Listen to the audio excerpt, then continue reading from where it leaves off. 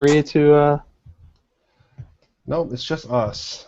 okay, There cool. is a Q&A app system that I enabled, Okay.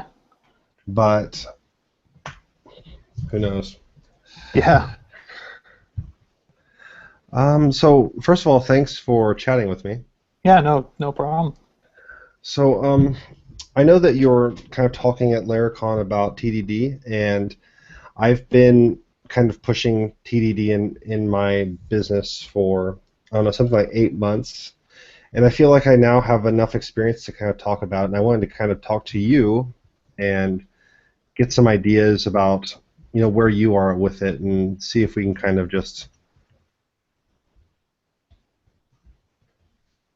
like I don't know if I can learn a little bit from your process and everything. Sure. I feel like it'll probably be a bit bi-directional too. So, um, I guess kind of the background of the talk that I'm giving is I started playing around with TDD a lot more earlier this year, like probably February, and I was finding that a lot of the resources and stuff I was reading made things kind of seem really hard. Like you'd read an example or something and you'd follow through and follow along and everything would like seem so straightforward and would like totally make sense. And it was like, oh yeah, this is like so perfect because it was like a totally hand curated example that just like was so easy to work with, right? And then I would get into like the real world with my own stuff and all of a sudden things would start to seem a lot more challenging, especially when I was trying to take into account that uh, the whole kind of test-driven design side of things too, right? Where there seems to be this big pressure to do things in this sort of like architecturally pure and perfect way, and I found there was a lot of obstacles there that were getting in the way of me testing because it was kind of making me worry too much about like, oh, my test shouldn't be allowed to talk to the database, so I have to make sure that this class that I'm testing isn't talking to any real collaborators and that I'm making sure I'm using test doubles and mocks and stuff, and I only want to test this behavior here. Um, and it started to get frustrating, and I found that it almost pushed me away from testing, and I still wanted to do it, but I had a really hard time doing it because I felt like I couldn't tackle all of these kind of issues at once and trying to figure out how to write, theoretically better code that was like easier to test.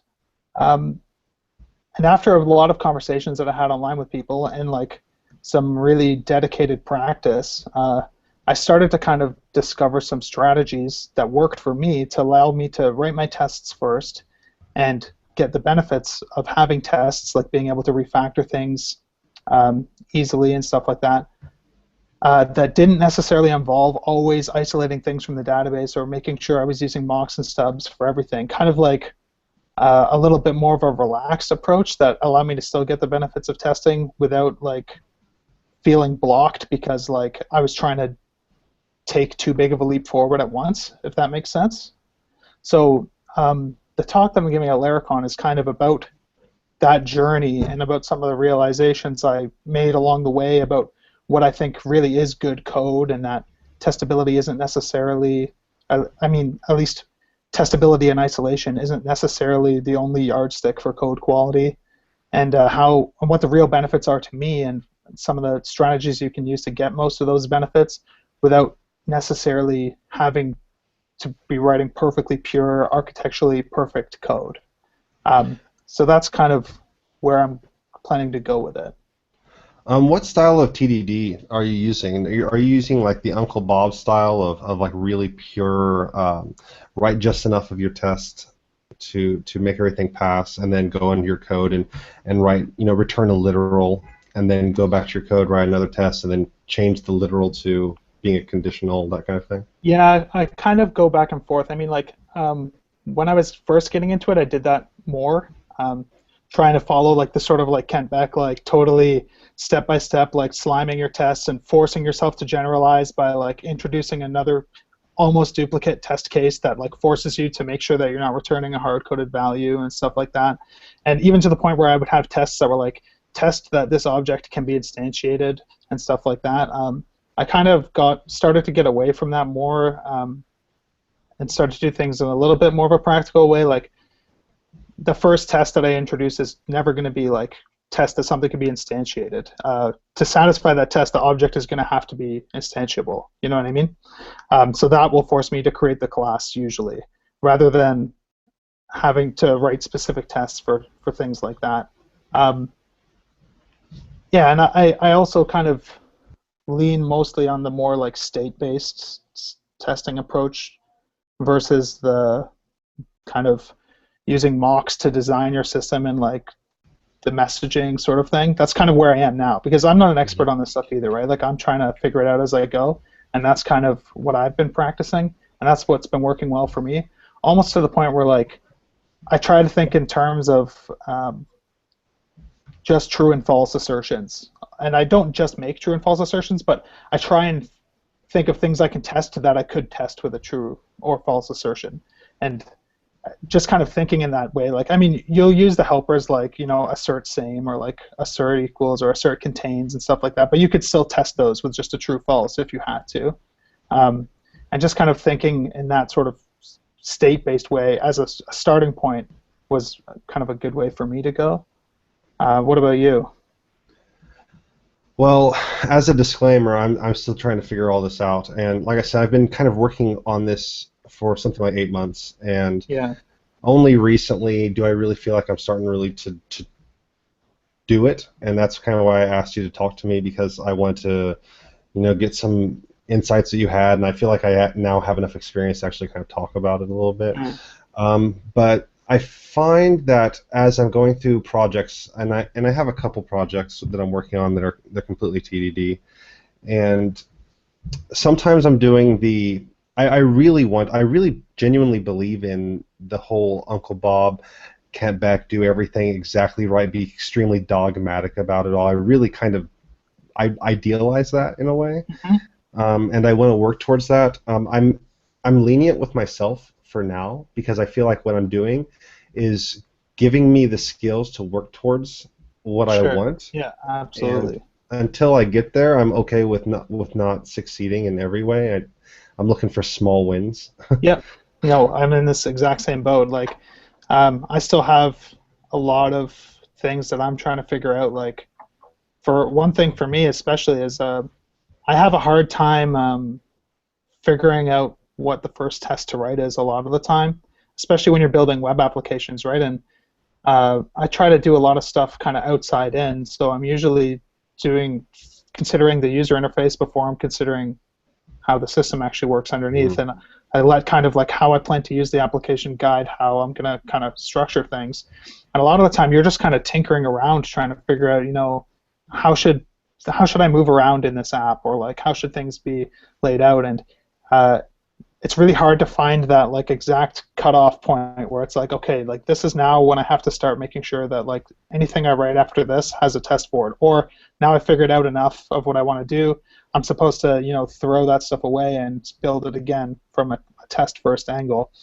And when you're trying to do like the really, I mean, so what do you do? I know like last time I talked to you about testing stuff, you were using Behat and Mink for acceptance testing, and I think PHP unit at the time, but I think you're using PHP spec more often now. Yeah, I started with Behat, and then I switched to Codeception for a little while. Yeah.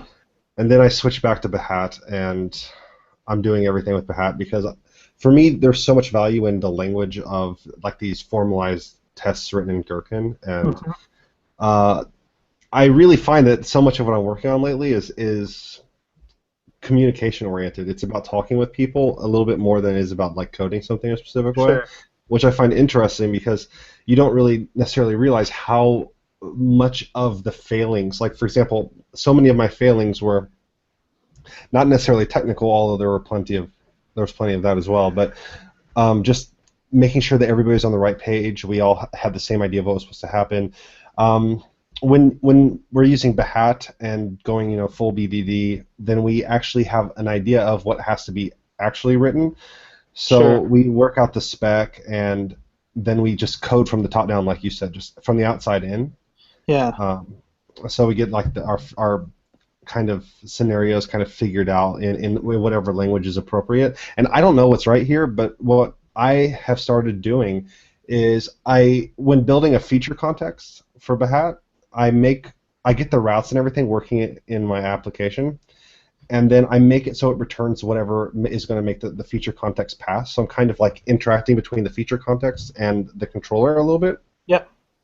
And so once I get that working, then I just kind of forget that that test is there altogether, and then start in with, and I do the command-oriented interface thing, so where everything from the controller or command line interface is running through a command. So I start with building that command, and then the handler, and then I get into the handler a little bit, and I realize, oh, I need a repository, so I build an interface for that repository, and then I need, whatever I need, and I kind of bail on the handler a little bit, and then go into those subclasses. And do you find that when you're doing that, when you're coming from the outside in, you end up bouncing around a lot at the beginning just to get these classes built? Because I use PHP spec now, and so all of my classes and all of my methods are actually generated by PHP spec every time. Okay. And so I end up, if I need a new class, I just say PHP spec describe, and then I tell the class, and then I run it, and then it generates the class for me. And then I have that, is it initializable test that we were talking about earlier? Yeah. And so then I realize, oh, I'm going to need something else to work with this. So I write the first test for that, and I can't get it to pass because I have other classes that are a prerequisite, other object types. So then I just go in loop, and create these. So are you writing tests for those classes, like while the other tests are still failing? This is like an interesting topic of discussion for me in general, because I've kind of bounced around a bit there. Like when I first got into it, like one of the biggest challenges for me was like, well, okay, I'm writing this test, but this test, for me to, make this test pass, I need to write these other classes here. Now, am I allowed to write those classes based on the information in this test, or do those classes need their own tests as well, right? And what I kind of have come to, and I don't know if this is what I'm going to feel like forever, but I've sort of like been thinking about this concept of what I've kind of been calling like the lowest stable detail in like my system, and that's kind of the level that I'm testing at usually. So an example was when we were at Laracon in New York. I was there with a friend of mine, and we were hacking away just building Conway's Game of Life, trying to do it totally TDD just for fun. And our first implementation, are you familiar with Conway's Game of Life? Like, yeah, so we had like a world class, right? And our first implementation, the world just had like a multi-dimensional array of basically Boolean flags, like true or false, to represent if that cell was living or dead. There was no cell class, there was no living cell, no dead cell, but we had a comprehensive test suite for like the world for that like super simplistic implementation. Then we started kind of backfilling in, like extracting some functionality from the world and behavior to like these cell classes, but I didn't write tests for them right away, because as soon as I write a test for a cell, now all of a sudden my old implementation, which still satisfied proving that like the system, like the world, did everything it was supposed to do, that like test like wouldn't, or the test suite would fail with that old implementation, even though the system was still behaving as a whole accurately. It's like the cell classes are like private classes to the world, just like you don't test private methods, right? Like that class itself is almost private. So once you've decided absolutely for sure, like, yes, these cell classes are going to stick around, and I like this design, then I would probably backfill the tests, because otherwise you're coupling yourself to like a specific implementation, and until you know like what like boundary is like stable, I almost feel like testing like inside of a boundary that you're not sure is like a definite finite boundary yet is going to result in writing tests that are coupled to a specific implementation, preventing you from refactoring at like the next level up. You know what I'm saying? Yeah. So, sorry. Go ahead. No, totally. Go ahead. So with PHP spec, when I have a class I'm working on, I decide that I want to be able to call this on the class, and the expected behavior should be testable in some arbitrary way. And then if I decide that I'm not going to be able to satisfy that using the infrastructure that I have already written, what I'll do is comment out the guts of that test, so that when I run PHP spec again, it'll give me a yellow for that test, meaning like it's a It's like a to-do, it needs to be skipped filled test. in. Yeah. And then I go to what I think needs to be done next, because I'm always doing design up front, like not big design, but I have to really think through the problem before I even start with TDD. And Yep. if you've watched Uncle Bob's transformation priority premise videos or anything like that, Okay. then I he haven't seen talks that. about how to just use TDD purely to arrive at actual algorithms that solve problems like purely as a design tool, which Hmm. that's just above me right now. I don't I understand agree. how to make that all fit together. Yeah, I don't know if that's like a problem with like I don't know if that's like not being there yet, or if it's just that um, sometimes there's this like kind of idea that testing on its own is gonna take me to the right design no matter what, and I don't have to know how to design software as long as I know how to test. And I think that's a fallacy. Like Hmm.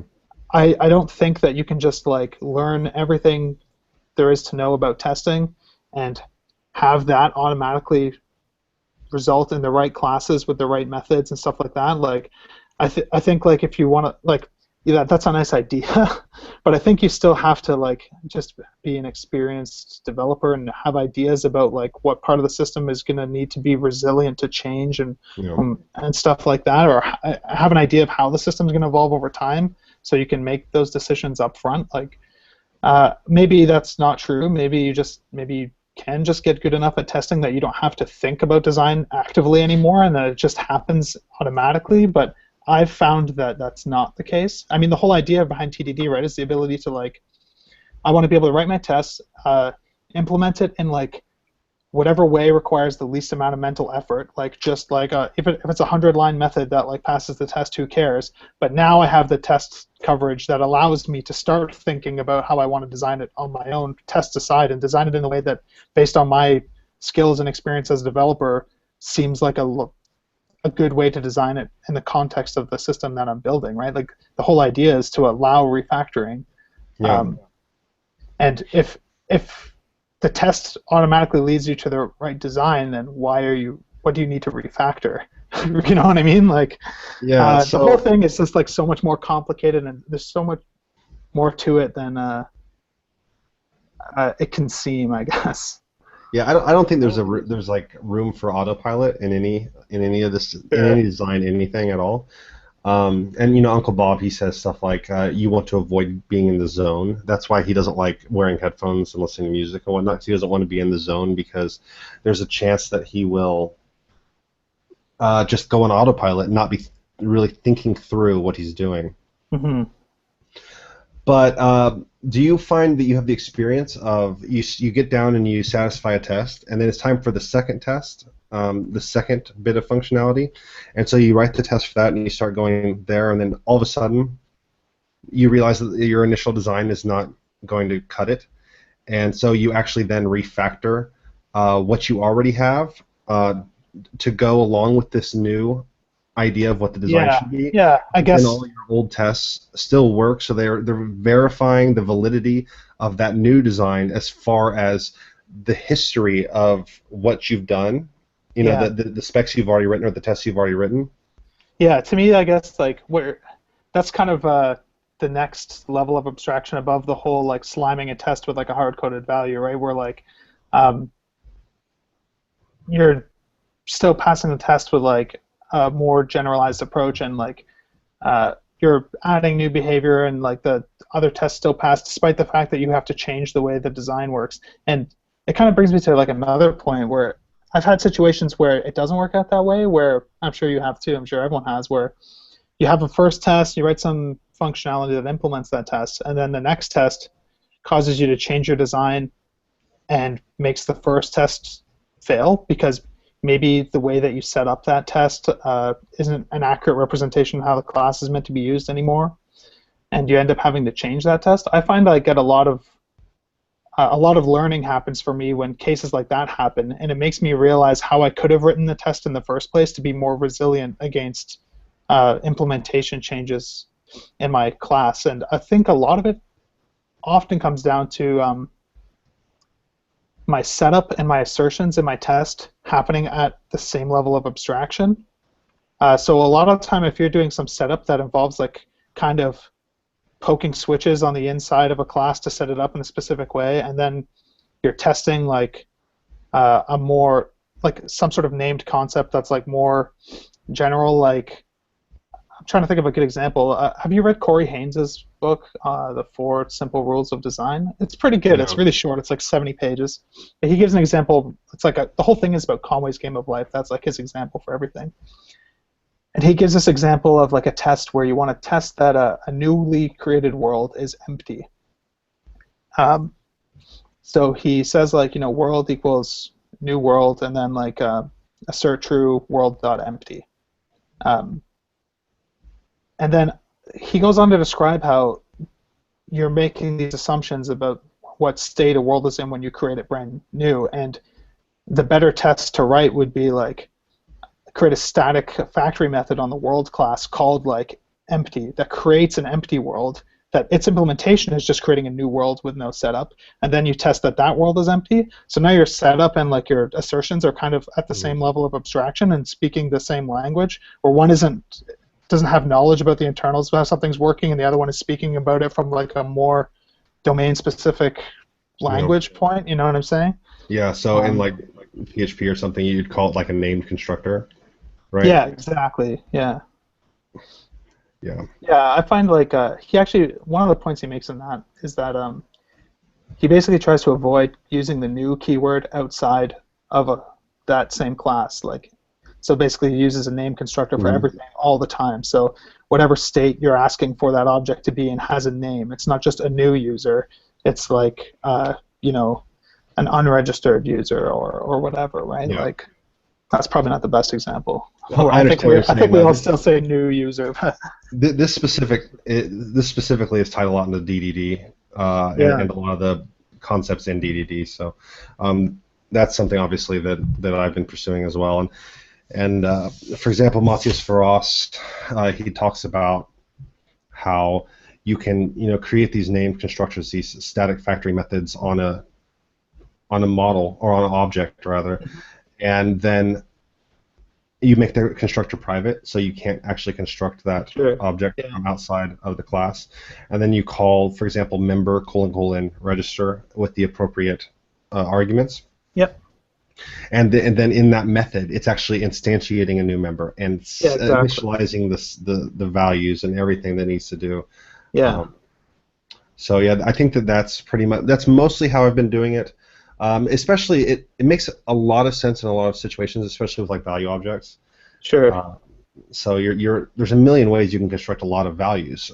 So if you have a money object, you could construct from a string, from another money object. I mean, just all kinds of stuff. Totally. Yeah. It's and maybe you want to do like a currency conversion at the same time or something that like so you can create US dollars from Canadian dollars or from whatever, right? Yeah. And it's something that also helps because PHP doesn't have method overloading. Yeah, which is unfortunate, but that's the reality of a dynamically typed language. It's okay. Yeah. Yeah, there's a lot of things like that. That's a side point, but yeah, I do miss some little things like that from like my .NET days where method overloading was cool, operator overloading was cool. Like Yeah.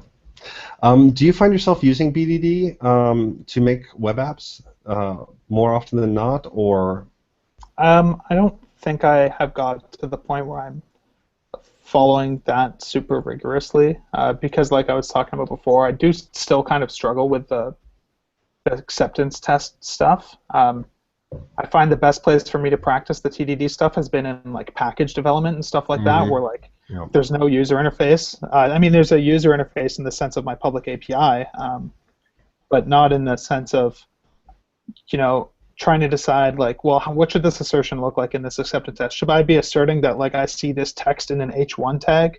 Is that like a really stable thing to be asserting against? Probably not a lot of the time, right? Like, I'm getting more into it, but I'm not quite there yet. I feel like the best way to go, at least from what I know so far, is to kind of build your own assertions, right? That you can kind of have names for different states that your application is in, or like, I should do this, and then my assertion, I am logged in now, or something, right? Which may mean that in the nav bar it says logged in as, but that kind of logic that determines what is being considered successfully logged in is isolated in one place, where if the user interface changes over time, you can just change it there, and all your tests are still going to run because the language that you've used to describe what makes a passing test is at a higher level of abstraction above what your testing framework is making available to you. I'm completely with you on that. I think that when you're creating these acceptance tests, you need to start with language first, and whatever the language is the correct language for communicating the ideas. And then don't worry about what Mink is going to need or what any other thing is going to need from you. Because when you get in to make that context, you can attach the correct logic to the language. You can make that like really kind of reusable and like object-oriented, right? Like and encapsulate it in one place, so that if what that means changes at any point, you can change it in one place. I guess like related to that, like do you do a lot of work like when you're working on like a client project and someone else is like the domain expert in like the language that you should be using to kind of describe what the system is doing? Do you work like directly with your clients a lot, like kind of like in a Skype call while you're writing tests, or next to someone while you're like outlining these acceptance tests, or? No. So I have a few situations I'm in right now. I have a couple clients that I work with, but in some ways we've introduced user stories, but not across the board. And I think that having user stories is really helpful for a lot of features, but not for everything. It can be kind of weird when you need something small or something like that. Sometimes you're trying to shoehorn something into that sort of I would like to so that format, right? Yeah. But right now, most of the projects I'm working on, I'm kind of the domain expert. And I have had luck lately. I kind of met this person, and they asked an interesting question about how to do something on IRC, and I thought, okay, well, I like this. I'm going to bite, because I was just working on Laracon administration, and I wanted to do some actual coding, and so I worked through this problem, and I actually got to work with them as a proper domain expert, and get the information out of them to make the tests, and so that was really good. I'm really glad I did that. It had no real monetary value for me or anything like that. I needed the opportunity to explore modeling and to explore this relationship with somebody else, so that I'd be ready to head forward. Can I ask you a question? And earlier you said that when learning TDD, it was like you kept feeling like you wanted to quit and you wanted to walk away. What kept you going? Like, how did you get through that thickness?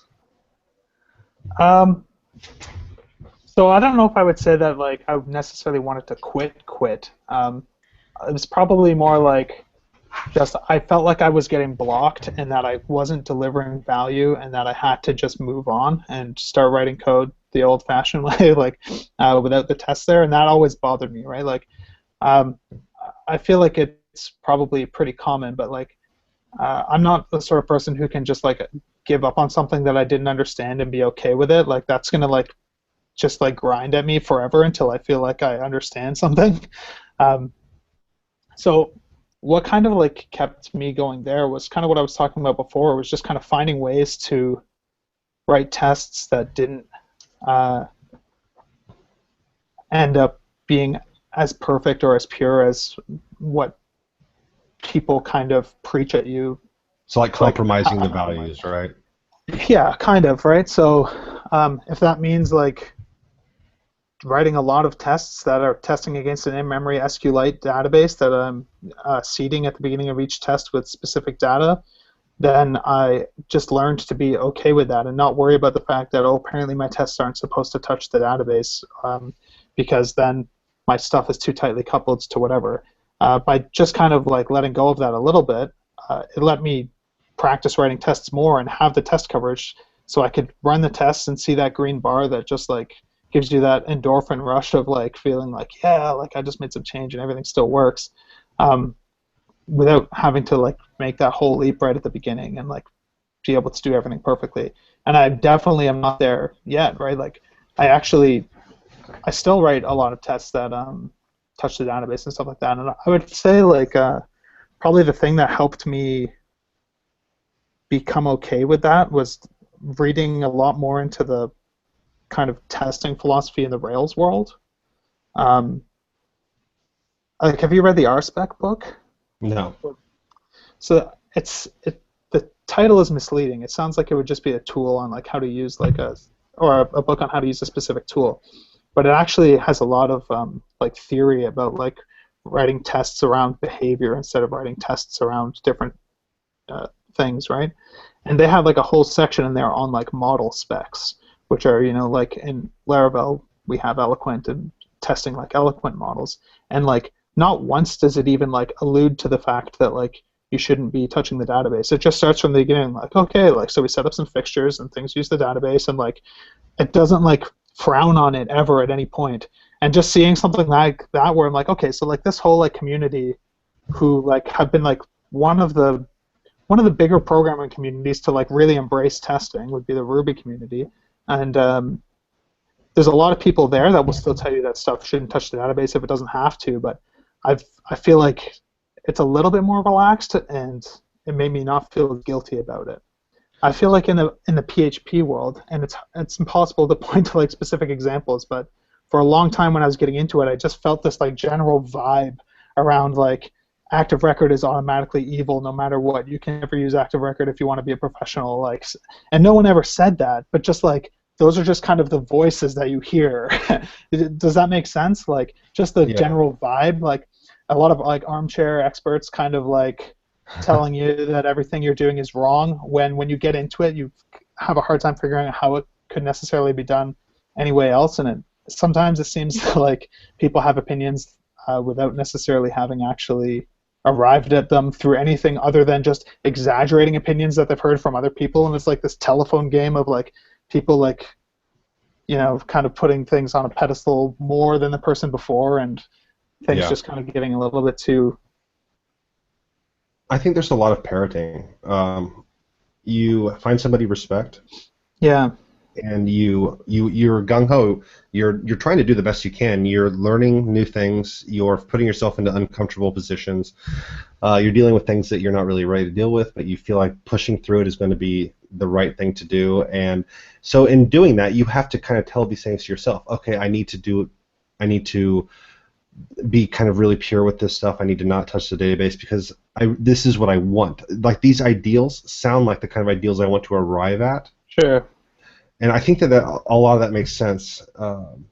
I do think that we need to make more allowances for transitional experiences. Like, I think one of the reasons that people would have to hit the database a lot with the tests would be because their architecture doesn't allow them to easily avoid doing so. Mm-hmm. And I think that that's okay. Like, I think that,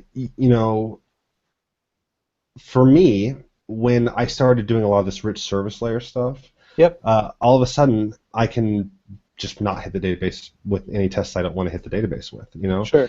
And it's very powerful in that way. But if you're doing a lot of stuff like active record straight in the controller, you're not really going to be able to do that at all. It's just the other thing, like this is a question for you, I guess. Like, a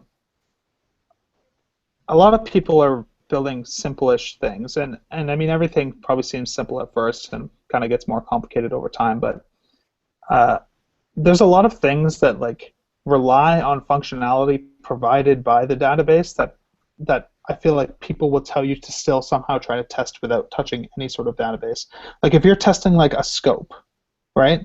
And I want to say that like I have orders, and some of them have a shipped date, and some of them have null for the date shipped. And I want to be able to like get a customer's open orders that haven't been shipped yet that belong to that customer. Like, how can you write a test that really proves that running that method is only going to give you back orders that don't have a date shipped, without running it through the query that it's going to make to the database that does that filtering for you? You know what I mean? Like I feel like some Hmm. things like are impossible, and you can like try and test around it and write all these mock expectations and stuff, but then all you're really doing is like duplicating the implementation that you're That's right. expecting to write in the test, and it's not actually proving anything. Instead of saying like, orders where date shipped equals null, I could write like orders where date shipped equals chicken, and as long as I had that in the test and in the implementation, the Hmm. test would pass, but it doesn't actually prove that it's doing what I really want it to do. So Yeah. That is, if you have to test a query, then you have to hit the database. yeah, There's just no way around it really.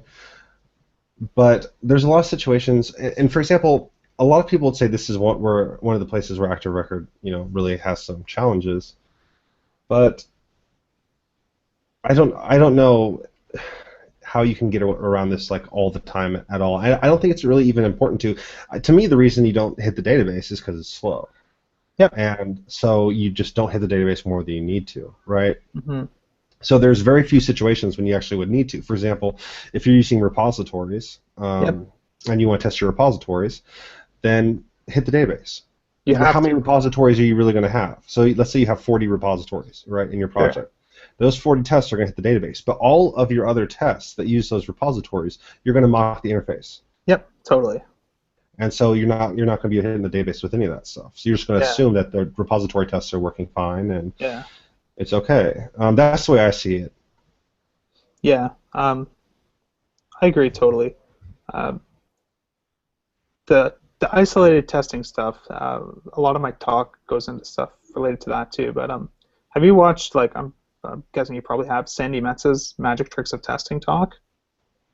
I don't know. There's a time when I went through probably as many of Sandy Metz's talks as possible in rapid succession, but I don't know if I hit that one specifically.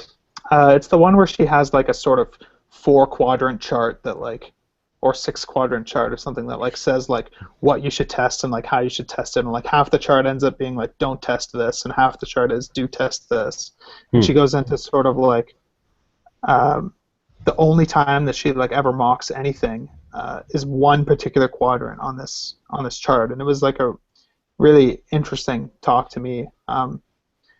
But related to like the whole mocking thing, right? Like one of the things that I find tricky is the only way you know like when it's a good idea to set a mock expectation and test that like a certain method is being called on a certain class is if you understand like where that class is in your system and that it is a boundary to something, right? Hmm. Like um, in the case of, it's hard to come up with a specific example, but if you try and visualize the fact that you have some module, right, and it has some classes inside of it that are kind of like, obviously it doesn't look that way like in the text editor, but like when you're sort of visualizing how the structure of your application is laid out, there's like this section of code and like these like little objects kind of like are part of that and don't really matter anywhere else. Um, setting mock expectations from like the outer boundary talking to those to me doesn't make a lot of sense, because that's the place where you might want to do some refactoring or change the API of something. If you The place where it makes sense to me to like make mock expectations is when like the change in state is distant. So the example that I've used in the past is, imagine you have like an authentication system, right? And the way that you know that a user is authenticated based on a state check at the end of the day is that now there was like a new row added to like your sessions table in your database or something with that user ID and like the time that the session is going to expire. That's like at the end of the authentication process, that was like the change in state that occurred that has indicated that this person's logged in. If you are writing like an extra API authentication layer, say that like takes some token and does some stuff with that, and ultimately makes a call to your regular authentication module saying log in the person with this ID. To me, that's like the perfect place for like a mock expectations, right? I want to say like make sure the login method is called on the auth module. Don't make sure that the row is inserted in the database, because that boundary where you're talking to that module is more stable than the change in state that represents that the person was logged in. Yeah. So to me, it's all about like I want to make assertions on the things that are the least likely to change, I guess, so that the stuff that is going to change, I can change without worrying too much about having to update my tests. Does that? Does Yeah, that and make sense as a that makes sense concept? to me. So, for example, if you have a class that takes a price object or some other kind of value object, you're not probably going to create mocks of those value objects. You're going to Yeah. create them and you're going to send them in, and these classes have a lot of cohesion, and uh, you kind of expect them to all fit together. And not only that, your tests end up looking like what your actual code is going to look like. Yeah. And it makes sense, and it's like a better a fit. You're not testing implementation. You're testing like how these systems fit together and what's going to come out. Yeah. Yeah. But some people would say that that's not a unit test anymore, right? And I Yeah, think but that's where you kind of run into these semantic issues that like result in these sort of arguments that for me, like before I had enough experience with it to mhm. like kind of make my own decisions, made me question whether I was doing things correctly. So before I had done it enough to realize that like, yeah, I'm okay with passing in like a real price object instead of like a test double for that price object. Um, Before I was okay with doing that based on my own experience, I would have spent a lot of time like worrying about like, oh, how should I do this? Like, but now my tests break when I make an update to the public API of, or no, my app breaks, but my tests still pass when I update the API Yeah. to the price hmm object because my mock's public API is no longer in sync with the actual API of the class, and you just Yeah, the run into reality all is those. these objects are working together, Yeah, and that's just how it is. If you, like you said, if you simulate the way one object is going to interact with another, then you're like locking yourself into a moment in time. And yeah, absolutely. there's this talk. I think it's Ian Cooper called TDD, How It All Went Wrong, or Yeah, something like that was one of the best testing talks I've ever watched. that. Because he talks like about what kind of things make you get like really kind of screwed over when you're trying to do testing. And Mhm. how many times, for example, would you have started testing in the past couple of years, and then some small thing changes, and all of your tests go red, and you don't want to go and recode all of those tests. Yeah, But now, having a little bit more experience, you make a change, and yeah, your test goes red, or maybe multiple tests go red. Then you just go into a couple files, make a couple changes, and it's good again. It's a lot yeah, easier to maintain. I think that's a really big barrier to testing in general. Actually, not even TDD, just testing in general. Knowing when you're creating this kind of echo of the implementation inside the tested system yeah, versus when you're actually just saying, "Go do this," and I expect you to have this behavior afterwards. yeah, yeah. That Ian Cooper talk. The thing that we kind of talked about a bit already, but that's where I first like was introduced to this concept of like basically thinking of some classes as being private and not necessarily testing those classes just like a private method. And that like stemmed from this idea where he was basically saying like, the process with TDD is red, green, refactor, right? And where you get into trouble is where you start introducing new tests in the refactor step. And that's basically where that sort of private class thing came from. If you build something that passes some tests, and now the tests are green, and now you decide to start extracting some of the functionality of that into Yeah. smaller objects, you shouldn't necessarily feel compelled to write tests for those objects. For the same reason that we were talking about before, if you decide to revert back to your previous implementation that didn't have these extra objects, where the behavior is still the same, all of a sudden your test suite's going to fail because you have tests for classes that like don't exist anymore. Um, I don't know. That was a really good talk, and it's cool too because it comes from another totally different world, right? Like that was probably the first talk I've watched from like the C# community, like about the TDD stuff. It's kind of you don't necessarily hear about these people that are kind of outside of the language that you program in a lot of time, and some of the best ideas always come from these people that like are big names in their communities, but like we've never heard of them in ours. So.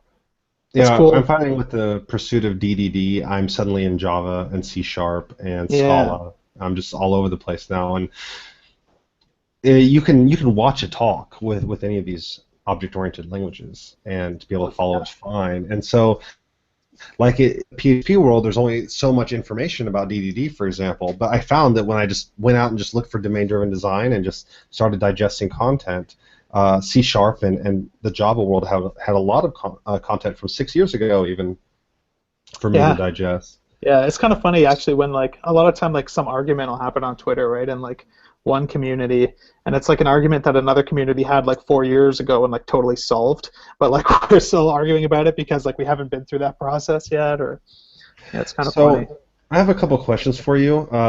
For one, do you think that there are any kind of specific prerequisites to getting started with TDD, things that you really should have figured out, or something along those lines before you can actually just do it with any reasonable capacity competency? Um, I don't know. I think it depends on what level you want to write your tests at. I think anything can have a test written for it before the implementation, no matter what sort of functionality you're writing, whether you're writing some behavior for some really small class or you're trying to describe something that's right at the top level of like your user interface. I think anyone can get started with TDD pretty much right away as long as you're willing to be relaxed about the ideas that come from the purist standpoint that will become roadblocks and make you feel like you're not doing it right.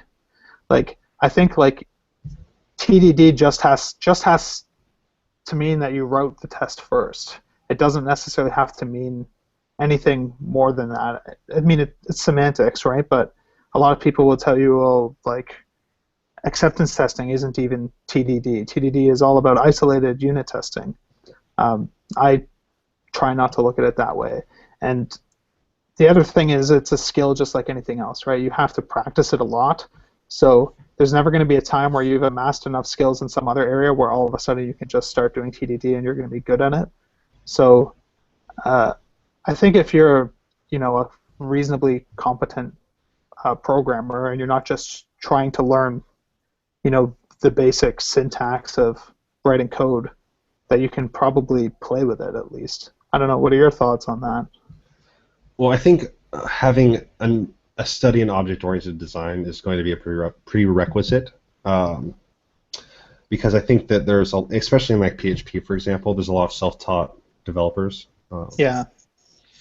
And so what happens is you start worshiping the idea of making things work. So like for example, I was never like really educated, and so I have this really long history of really focusing on I can build anything and like really working hard to make stuff. And at some point in time, I kind of realized that, and there's a really good tweet about this. I think it might have been Marcelo Duarte or something, and he was talking about how developers have a tendency to focus on tools over general knowledge, where general knowledge has like this much larger impact on the way that you see everything and the way you do everything. And I really look at myself and I think, okay, I can see where this has been true of me. If I learn a specific, like for example, game dev framework or something like that, then I suddenly have new capabilities. I can make something new. Sure. But if I study object-oriented design, I'm not like just turning over the ability to make something new. I'm just making things better, Sure. So I can really see where there's like this goal of going after new tools so that you can have more output. But I really think that object-oriented design is a necessary study. When I started getting into testing in general, I realized that my lack of object-oriented design skills is what was holding me back. After I put some serious time into that, I started coming back to testing. It was so much easier, and I got it a lot better. And putting a lot of effort into that really made a big difference. So I tried TDD kind of a couple times before, and it just like I ended up crashing and burning, just going nowhere. Yeah. But focusing on object-oriented design and not worrying about tests first, just getting tests running and then learning from my mistakes there, and those things were kind of what got me to the point where I could start doing tests first. And even then, I've been doing kata. Do you do kata at all? No, are you talking about like the Uncle Bob stuff where Yeah, like there's like bowling some game or practice stream exercises? calculator or Roman numerals. Yeah, I haven't actually done any of them, but it sounds like it would be a worthwhile thing to do. Yeah, are you finding that's just kind of so you're basically you have like a problem and there's you write your you TDD the whole thing and you kind of like repeat the kata multiple times and just kind of like ingrain the steps that you took. Like, is that kind of the idea? Yeah, the idea is that you repeat this process over and over again, and you make small improvements. Like as you realize that you're not using your keyboard shortcuts on your IDE correctly or other things, you're making small improvements, but you're very carefully focusing on doing TDD like an academic way.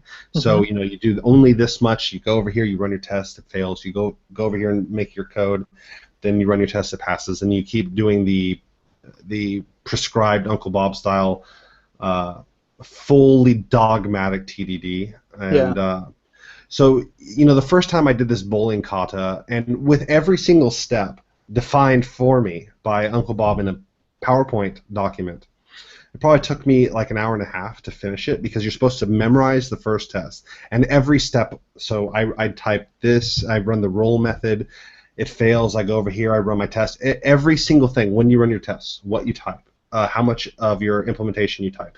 These are all prescribed for you. Okay. And so I did this over and over again until I could get through the whole test. And then every day I would go through the tests again, all 5 tests, and I would try to do my best to observe the correct processes, the correct procedure. And what it does is it kind of ingrains into the way of thinking, the kind of what, you know, like the TDD way of thinking. Yeah. And I found that that was extremely helpful for increasing my speed because to do TDD for me is extremely slow. And until I did a lot of the kata, then I wasn't able to even consider moving this into like a real workflow. It was just not going to happen. I was just too slow at it.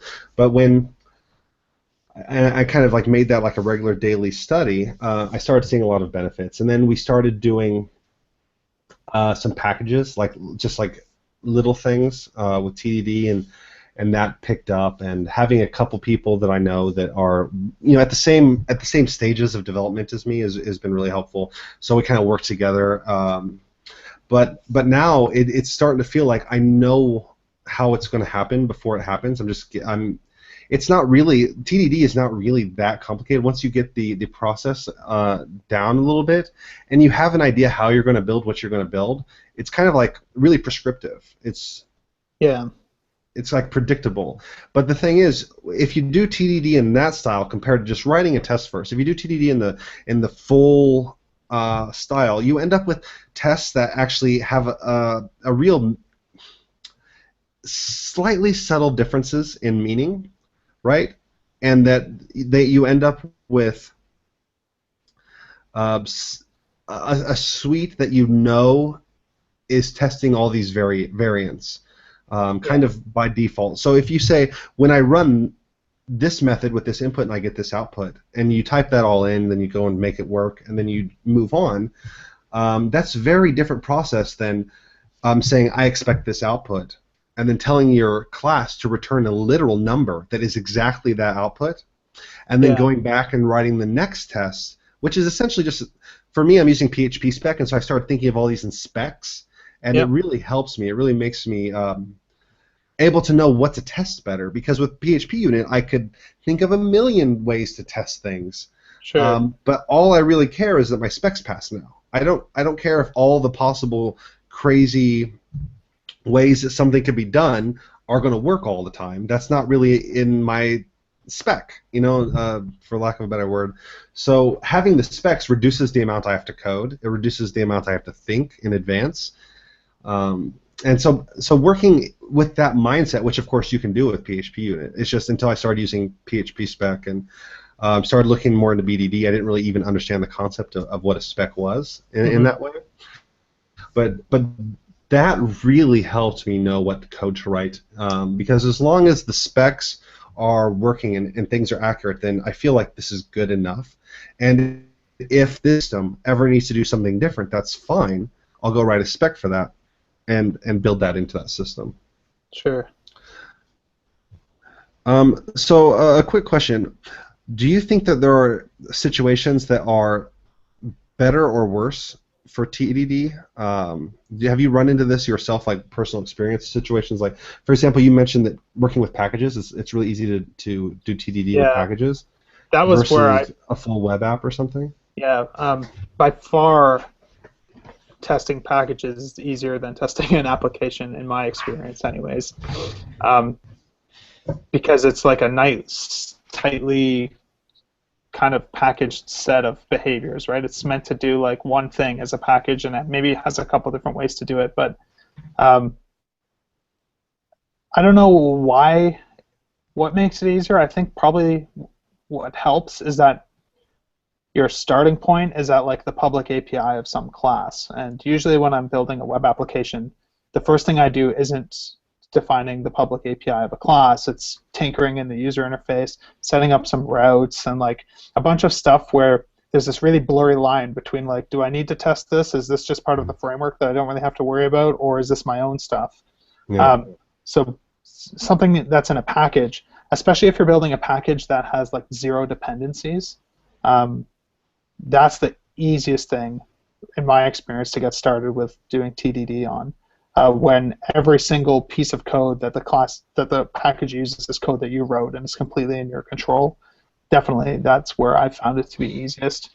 And then the hardest for me is again like the user interface stuff, because like what I was saying before, as far as like testing where things are stable, I feel like it's not just like implementation is the least stable, and then like the further out you go, it gets more and more stable. There's like this kind of sweet spot in the middle where it's like testing like a service class or something from the outside is a little bit more stable than testing at the controller level, because the user interface is kind of more likely to change than the stuff that's happening in that service class. And then the implementation, like deeper in that service class, is probably more likely to change than the public API of that service class or something. So the package thing is kind of perfect in that for that. And I mean, I've experimented with like writing packages where I'm literally only testing like the public API of like the main class that gets used, and there might be 15 other classes in the package, but I was able to like TDD the whole thing and get full test coverage by just writing like, oh, I want to be able to do this and have this happen, and I don't care like how it happens, but like I have that codified in a test and I can make that test pass. The problem you run into is like when you have some failure, a lot of the time your test failure is really distant from where the error ends up being. Yeah. But that's kind of the trade-off that you make between like flexibility of being able to refactor your implementation and knowledge of where your failures are happening relative to like what the actual cause of the failure is. And I don't know if there's like a sort of by the book purist way to determine exactly like where that threshold is all the time. I think again that's another one of those, it's an art sort of thing that comes down to the context and like what you're expecting to change and stuff like that, at least for me at the moment. But do you use a layered architecture with your apps? Do you like separate your presentation layer with like your web interfaces and command line interfaces, and then like have a service layer and then have like a domain layer? Like how do your apps usually work? I would say they're layered, but not necessarily like, I don't know if I ever really think about things like from that necessarily kind of detailed like identified like structure. I mean, I'm always conscious of like making sure presentation logic is staying with other presentational stuff. And I honestly use Active Record for most things, so I'm not taking like a more of a hexagonal approach to things, because I find I miss a lot of features that you give up. Even if you're using like Active Record in your repository, you end up losing a lot of like, you know, attaching related models and stuff like that. You sort of end up not being able to do as easily anymore. But I don't know, like I haven't gone so far as to do like the sort of command-oriented stuff that you've been playing with. that like the Laravel IO stuff is set up with, and like Jeffrey Way has been talking about in a lot of his screencasts and stuff lately. So I don't know if I think about things like in necessarily a really always the same layered approach. Like I just try and keep things isolated and separated to where things make sense. I should look at something that I've actually built and like try and draw it on a piece of paper and like think about it that way, but I haven't. For me, I'm really I'm really rigid about the layers in my application. To me, the distinct separations are incredibly important for me. For example, you know, we have these commands, and we say if I want to display a blog post, for example, I actually instantiate an object, fill it with the necessary information. So what's the slug, for example, of the blog post or something like that? And I say show this blog post, and I pass in the slug, and then I run it through the command bus. And then I'll get a response object back, and within that object may be the blog post, maybe related blog posts, it may be a collection of comments. It's all kind of so my controllers and my command line interfaces, they could both use that command, and they both could have all of the same content but displayed in a different way. Yep, I know what you're saying there. Like I've never done like the command-oriented stuff, but I often will use like a service layer where I might have a class that's like responsible for creating users. Like its only responsibility is to like create new users, and then the only thing my controller is responsible for is taking whatever input came in from the form, or maybe from the JSON API, or maybe from the command line, and the only thing it's responsible for is translating that input into some unified format that like the service object can interpret. So that can be totally reused everywhere. And I definitely do that for everything. I mean, you try and keep the logic for anything encapsulated into one thing. And this is sort of a side note to that, but I found something that really helped me do things that way was watching like the Destroy All Software screencasts. Have you seen any of those? Yeah, I've seen most of them. Yeah, Gary Bernhardt tends to name stuff in a kind of a weird way a lot of the time, where instead of having a class called like user creator, it'll just be called creates users, or it's like a verb instead of like a noun. Instead of trying to shoehorn like the name of a class to always be like some sort of like something you could buy from a store that's responsible. User creation service. Yeah. So I mean, but the problem that I found when I was always trying to give something a noun name, right, is like I might have like a product service or something, right? Because like, well, what would I call something that like, you know, deletes like products that we don't carry anymore or something, right?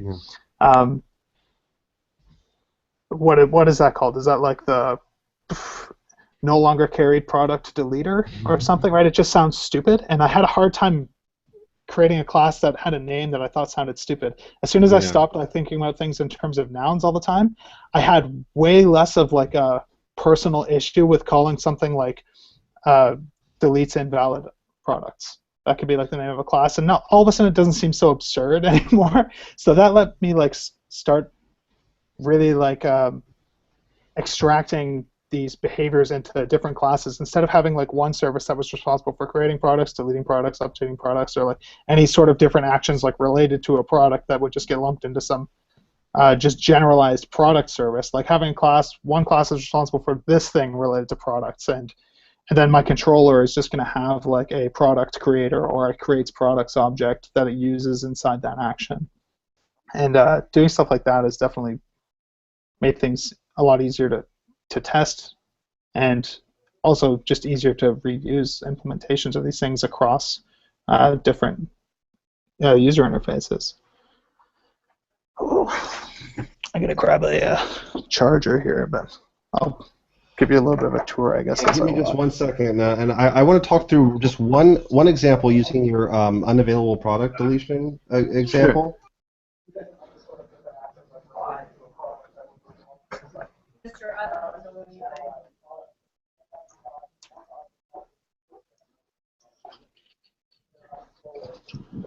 I need a charger. Is there a laptop charger somewhere? Because I'm still in this conversation, my laptop's about to die.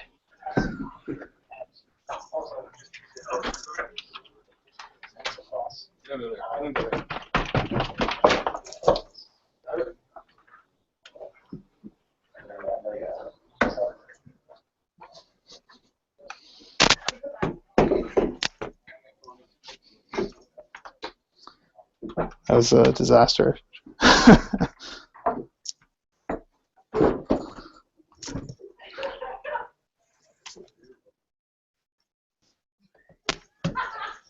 I just got electrocuted through my headphones for plugging my laptop into the wall. Sorry. Okay. Sorry. Somebody requested that we show our shirts. So mine's the floral print. Thank you. And he's Mine's the Incredible Hulk. I'm also wearing gym shorts today at work. We keep things professional. Back to this example of how you would handle deleting products. Sure. Yeah, this is totally contrived. So you're probably gonna call me out on some part of it that doesn't make any sense. No, I just want to talk through this really quick and talk about how it helps me in isolating these layers. Okay. So, for example, I might create a command called delete unavailable products. And then I would pass it into the command bus. And then that's where it would be paired up with a handler called, for example, delete unavailable product handler or something like that. And that handler would have this chunk of code. And basically what it would do is it would say, hey, repository, give me all of the products that are unavailable. And then it would tell the repository to forget them, or it would call a method on each of the individual products, for example, product delete, that might fire off events that have to happen if a product's deleted. So let's say you delete a product and somebody had it in their wish list. Sure. So you might have to have listeners that go and clear wish lists of these products or something along those lines. So Jesse O'Brien says it's called the discontinued product request. That's what he would call that. And so, with that handler, now I'm interacting with the repository, I'm interacting with the actual domain object of a product. And there I can pass in, for example, a mock of the repository interface for the product, so the product repository, and I could directly kind of control all of that, and there's no database happening, nothing like that. Totally. So what happens is everywhere below the controller, I can fully unit test every single class cleanly. I don't see a value in testing a controller, unit testing a controller. Yeah, I don't either. I think it makes more sense to test that stuff at the more acceptance test level and just not worry about it. Yeah. Yeah. I don't know everything there is about testing it. I feel like I'm just starting this journey and just kind of getting going really. But for me, when it comes to the presentation layer, I don't even think about unit testing any of that. I use Behat, and I say, what does the user interface have to be able to do? Sure. Period. What must it do? We do tests for that. But then, thanks to the isolation of the service layer and injecting the repository interface and injecting any of the services necessary, everything ends up fully isolated. And so for me, TDD in a web app ends up being the exact same as TDD in a package. I just forget the framework even exists, right? Yeah. Because for me, the framework is all about interacting with the web or doing some web-specific thing. Laravel does some really cool stuff, like the queue handling and all that stuff, and I think that's really great. But mostly, I will never use that anywhere other than inside my controller or inside the service layer, and just never anywhere else. Sure. But when it comes to testing that service layer, all you have to do is those injections into that handler are your boundaries, and you can mock those, fully mock those. Totally. And then all you're doing is saying, okay, for this example, let me check what Jesse said. Discontinue product request. For the discontinue product request, sounds, honestly, that's harder sounding than what I would probably call Jesse, but I love you. All you have to really do is test that delete is called on the or remove is called on the repository for the products that whatever. But then below that you have your domain layer, which has the actual product class and the actual interfaces for the repositories and those things. And those things are just pure as like the undriven snow. And they're the easiest things to unit test ever. It's basically like you're saying testing a package that you wrote all the code for, Yeah, because in your domain, almost exclusively, you've written all your code for that. I mean, totally. you might be using interfaces from some I don't know, package that you have. Like I have this domain components package Sure. for aggregate identity and all that stuff that I use. You might be using value objects. For Hmm. example, Matthias Voss has this money-oriented package that has value objects for handling money that he, I think, ported from another implementation in like C# or something. Sure. But so there's a lot of that stuff that you can use, but I think really inside your domain, the only things that are external to your actual own code ends up being stuff that like almost you could say that your language should have had. It sounds silly saying that, but for example, generating a UUID or a GUID, you wouldn't rely on PHP for that, like not in a million years. So Sure. you would almost definitely say that I'm using an external package like that Ramsey package. Yeah. And so when I'm generating a new product, for example, I'm generating a UUID or something like that, and I'm right there in the constructor or in the name constructor. I'm actually saying UUID, give me like a random ID. So when I do product : add, I don't know what the good term would be. It's actually doing that in there. So every new instance of an object I have, it has a unique identifier. Yep. Totally. And so I'm definitely okay with having that kind of stuff in there, but to me, separating the layers is so vitally important that it's a real focus of mine, and it's one of the things that has dramatically changed the way I handle testing, because everything can be tested everything can be unit tested incredibly simply, except for the presentation layer, which you just have acceptance tests for that anyway. Yeah, totally. This is sort of a side note, I guess, and maybe we don't have time for it in this conversation, but um, with the whole like command handler bus stuff, I know like in some discussions about it, the real sort of reason that people are saying there's a benefit to like passing everything through the same handler or through the same command bus is just for the ability to like decorate this command bus to add like kind of extra, add a log around it or something like that. Are you finding that's something that you're actually doing on a regular basis? Like, are you getting a lot of benefit out of passing things through this bus versus just having a service class in your controller that is basically what the handler would have been? Yeah, we log a serialized version of every command run in the system. Okay. Now, I've only been doing this for, I don't know, a year, not even a year, something like that, like 9 months. I don't know, how long ago was New York City? Not that long ago. 3 months ago? So however long that was plus like 6 months. Okay, 9 months. And so there's a lot I have to learn, but I think that the nice thing about the command bus is that, yes, you can decorate it and do all kinds of crazy stuff with it. You can actually validate your commands, Sure. which is really, really awesome, so that, I don't know, maybe there's some ACL stuff in there, or I don't know. I've been really kind of struggling with how to handle ACL in a lot of ways. I've been doing it in the handler and the service layer a little bit more, but how to deal with it when it's handled in the domain and stuff like that. This is something that implementing domain-driven design goes into. And I guess we're kind of getting off the subject of TDD a little bit, but Sure. Yeah, I don't know. I think that I really love the fact that I have one interface, and into the interface I can throw whatever command, and it's just going to go. So do you kind of think about it in your head as like you have like your controllers and stuff, which is kind of like your web interface, like transport layer, and really all you're doing is like translating like whatever that controller action does in that input.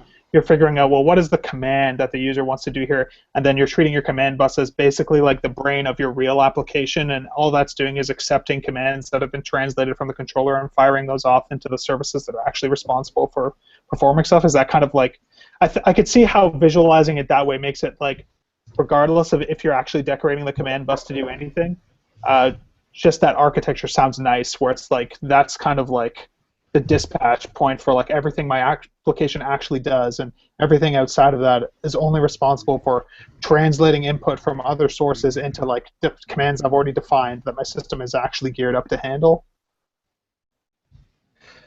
Um,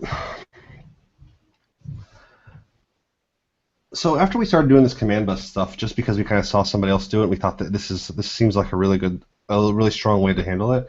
I started watching a little bit more of like Uncle Bob's videos, and I noticed that he was doing the exact same thing. This is Okay. something that Uncle Bob was talking about doing, but he called it use cases and use Yeah. case requests. So actually, I end up having a namespace called like use cases, and that's where I put my request handlers, response objects, etc. Um, and the way I think about it is my application has a finite number of use cases, and whenever one needs to be built, I need to have a command for it, something Hmm. that initiates it, and it needs to hold all of the necessary data. And then there's a handler that makes it go, that brings together all the other pieces and orchestrates all the interactions. Sure.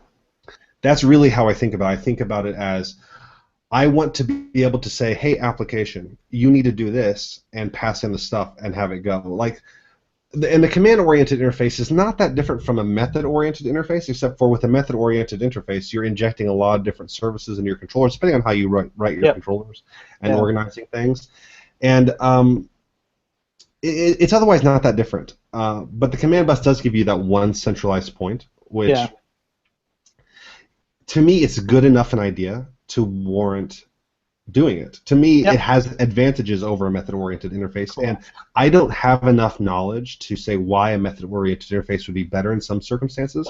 Sure. Right now, I'm just using a command-oriented interface in every circumstance, and it really feels just right. Like my whole team, we're all using it, and we're all so familiar with it that we can just chunk away at it. And it's really nice too because we can just sit down and say, okay, what are the use cases? Let's design the request objects, and what arguments do they take, and then we just work together and like kind of pair that out, and then everybody goes their own way and has their own job to implement those use cases. Yeah. So I don't know. It seems to me like it's such a like a it really for some reason using this system not only has the technical advantages, but it also makes you think about things in a way that makes actual implementation easier later. Sure. Because naturally you have like object-oriented design, right? And Yep. you're trying to separate different responsibilities, so different causes of change. You don't want those multiple causes of change affecting a single object, etc. But I think workflow works a lot of the same way. So I want my workflow components separated as much as possible. So with BDD, you're dealing with clients and you're talking about what needs to happen, and then you get down into the TDD stuff and spec-oriented, spec BDD if you're into that. And you say, what does this system need to do? And even before you're writing stuff, you're thinking, what does it need to do? And to me, Yeah. having the thought of what I'm about to embark on before I do it is so important. And sometimes I can lose that. Like if I'm sitting down and saying, I'm just going to hammer this out just for fun, Yeah. and I'm not going to test it, I'm not going to do anything. Like, it's really hard for me to explain, but if I'm doing BDD, I have these little points sitting in space, and these are the things I have to reach. And all these little lightning tendrils are coming down from those points into my system and coalescing into like a single heart of the application. Sure. So everything I write is to support these specifications. But if I'm just saying I'm going to start at the bottom, I'm going to create my entities, I'm going to work up, then maybe I'm putting a lot of focus on this one class because I think this class is going to be really useful to add all these little bells and whistles to, and I make this little subsystem that I think is going to be really useful, and I build up, and I end up having this tree structure instead of like these lightning things that converge down on a single heart. I have this tree structure that expands and does all of these different things. And yes, some of the branches are hitting these specs that need to be done, but then there's branches that are hitting no spec that I coded and I spent time on and I thought through for really no tangible benefit. Sure. So I think that is something that's really kind of making itself clearer to me over time is I have to make less code. I have to make fewer things work. I have to make fewer assumptions, fewer decisions if I get the specs out of the way first. Cool. Yeah. No, that's a really interesting way of putting it. It makes me more inclined to give it a try because I have a hard time like embarking on something where I don't fully understand the benefit up front. You know what I mean? Like I think some Yeah. people like to just like, oh well, that's an interesting idea. I'm going to try it and see if I like it. And then there's people, and I think I fall into this group where it's more like I want to understand what's good about this idea. And that's not to say that I don't think that there's anything good about it. It's that like I need someone to convince me that I should be excited to try it. And like I haven't had that light switch like flipped yet on the command bus stuff. So that's made me a lot more intrigued. So I think I'll definitely have to give it a go.